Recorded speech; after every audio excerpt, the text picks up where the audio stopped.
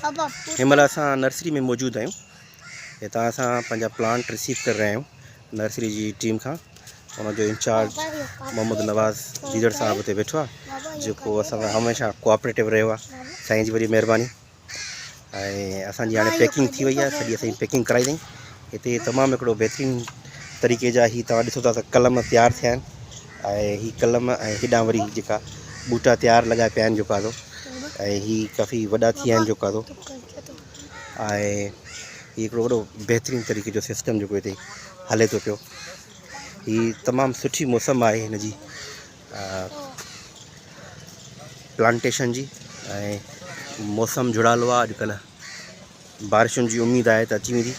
ऐं इंशाअल्लाह असां हिन बारिश जी मौसम जो भरपूर फ़ाइदो वठंदासीं ऐं तमामु हिकिड़ी सुठी प्लांटेशन जी हिकिड़ी मुहिम हलाईंदासीं ऐं हुन में सुठा ॿूटा पोखींदासीं।